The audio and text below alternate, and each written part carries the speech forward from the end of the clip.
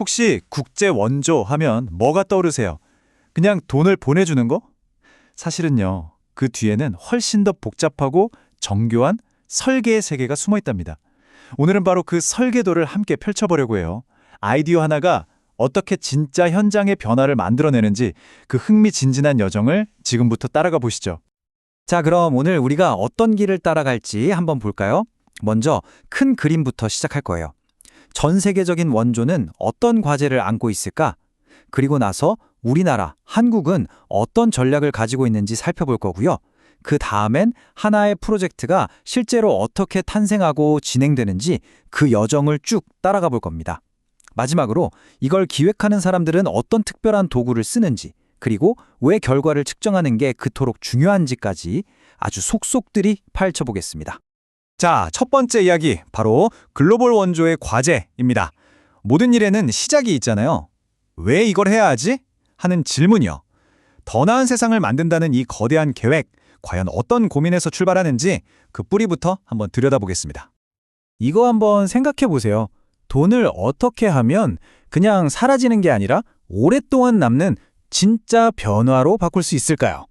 이게 바로 국제개발에 관련된 모든 사람들이 머리를 싸매고 고민하는 가장 근본적인 질문입니다. 개발이라는 단어 혹시 어디서 왔는지 아세요? 이게 라틴어에서 왔는데 숨겨진 걸 펼쳐서 보여준다는 뜻이래요. 되게 멋지지 않나요? 그러니까 개발 협력이라는 건 그냥 뭘 주는 게 아니라 그 사회가 원래 가지고 있던 잠재력을 짠하고 드러내주는 과정이라고 할 수 있는 거죠. 그리고 지금은요, 그 잠재력을 끌어내는 게 정말 그 어느 때보다 시급한 상황입니다. 보세요. 팬데믹 후유증도 아직 남아있고 기후변화 때문에 재난은 계속 터지죠. 디지털 격차는 점점 더 벌어지고 세계 곳곳에선 분쟁이 끊이지 않고 식량이나 에너지 위기까지 이렇게 복잡하게 얽힌 문제들은 어느 한 나라만 잘한다고 해결될 게 아니거든요. 다 같이 힘을 합쳐야 하는 거죠. 자, 이런 전 세계적인 문제에 맞서서 각 나라들은 나름의 해법을 내놓고 있는데요. 이제 시선을 좀 좁혀서 바로 우리나라, 대한민국의 전략을 한번 들여다볼게요. 바로 공적 개발 원조, 우리가 흔히 ODA라고 부르는 계획입니다. 금액부터가 어마어마합니다. 2025년 대한민국이 국제사회를 위해 쓰겠다고 약속한 ODA 예산이 무려 6조 5천억 원이에요. 정말 엄청난 돈이죠? 그럼 이 막대한 돈이 과연 어디로 또 어떻게 쓰이도록 계획되어 있을까요? 자, 이 큰 돈이 어디로 갈까요? 지도를 한번 펼쳐보죠. 전력적인 선택과 집중이 보이는데요. 지리적으로 가깝고 또 우리에게 도움을 요청하는 곳이 많은 아시아, 그리고 엄청난 성장 잠재력을 가진 아프리카. 이 두 지역에 지원이 집중되는 걸 볼 수 있습니다. 단순히 어느 대륙에만 돈을 쓰는 게 아니에요. 어떤 문제를 해결할 거냐? 이게 더 중요하죠. 보시면 가장 큰 비중을 차지하는 건 긴급한 상황에 처한 사람들을 돕는 인도적 지원이고요. 그 다음이 경제 발전의 기본이 되는 교통 인프라, 그리고 나라의 시스템을 바로 세우는 공공행정 순서네요. 네, 수조 원의 예산. 정말 좋은 계획이죠. 그런데 이 돈이 어떻게 저 멀리 있는 나라의 새로운 병원이 되고 튼튼한 다리가 될 수 있을까요? 그 비밀은 바로 아주 세심하게 짜인 프로젝트의 여정 속에 숨어 있습니다. 이건 마치 집 짓는 거랑 똑같다고 생각하시면 쉬워요. 갑자기 땅 파고 벽돌부터 쌓는 사람은 없잖아요. 그쵸? 반드시 설계도가 먼저 있어야 합니다. 모든 성공적인 프로젝트는 바로 이 설계도처럼 아주 체계적인 단계를 거치게 됩니다.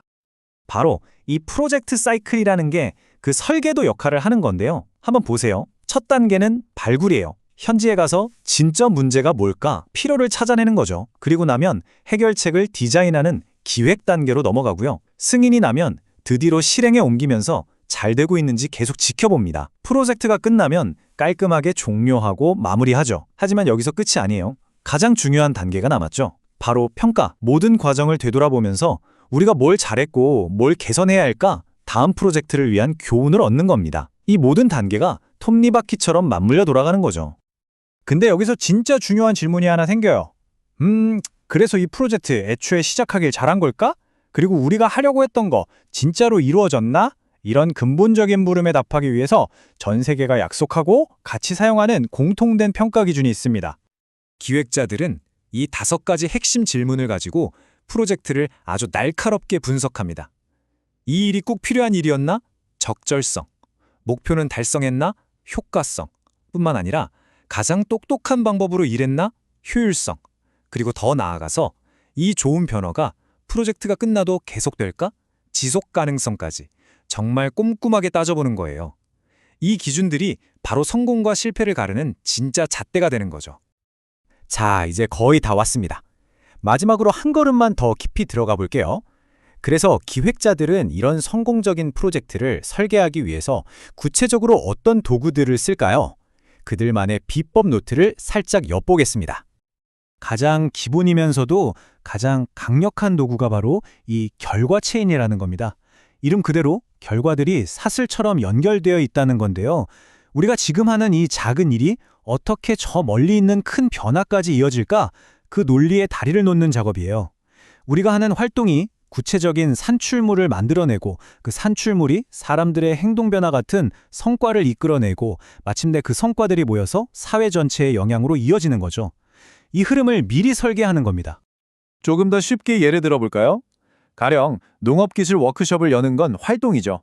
그럼 워크숍을 마친 농부들이라는 산출물이 생깁니다. 이들이 새로운 기술을 사용해서 생산량이 늘어나는 건 성과고요. 그 결과 지역 전체의 식량 안보가 강화되는 게 바로 최종 목표인 영향이 되는 겁니다. 보세요. 작은 워크숍 하나가 거대한 변화랑 어떻게 연결되는지 그 길이 명확하게 보이죠? 그리고 이 모든 논리, 이 모든 계획을 딱 한 장의 표로 정리한 문서가 있습니다. 이게 바로 프로젝트 설계 매트릭스, 줄여서 PDM이라고 부르는 건데요. 이 표 하나에 프로젝트의 목표부터 활동, 예상 결과, 성공을 측정할 지표, 심지어 우리가 예상해야 할 위험 요소까지 모든 게 다 담겨 있어요. 말 그대로 이 프로젝트의 A부터 Z까지 모든 걸 담은 최종 설계도라고 할 수 있죠. 자, 그럼 다시 한 걸음 물러나서 전체의 그림을 볼게요. 왜 이렇게까지 꼼꼼하게 계획하고 설계도를 만드는 걸까요? 마지막으로 이 잘 만든 설계도가 어떻게 진짜 세상을 바꾸는 힘이 되는지 그 핵심을 짚어보면서 마무리하겠습니다. 여기 이 문장이 그 이유를 정말 잘 설명해 주는 것 같아요. 결과를 측정할 수 없다면 성공과 실패를 구별할 수 없다. 이게 무슨 말이냐면요. 우리가 한 일이 얼마나 효과가 있었는지 숫자로, 데이터로 증명하지 못하면 우리는 어쩌면 실패하고 있는 일에 계속해서 소중한 돈과 시간을 쏟아붓고 있는지도 모른다는 아주 무서운 경고인 거죠. 그리고 이 모든 정교한 계획과 설계 과정은요, 그냥 보여주기 위한 서류 작업이나 관료주의가 절대 아닙니다. 이건 우리가 하는 일이 헛되지 않도록, 그리고 우리가 쓰는 단 한 푼의 돈이라도 가장 필요한 곳에서 가장 큰 선한 영향력을 만들어내도록 하겠다는 일종의 약속이자 책임감의 표현인 거예요. 자, 이제 여러분은 변화를 만드는 하나의 설계도를 본 셈입니다. 그렇다면 이제 질문은 여러분께 돌아갑니다. 여러분이라면 이 설계도를 가지고 어떤 문제를 해결하고 싶으신가요? 이런 체계적인 생각의 틀은요, 국제적인 문제뿐만 아니라 우리 회사, 우리 팀, 심지어 내 삶의 문제를 해결하는 데에도 아주 강력한 무기가 될 수 있을 겁니다.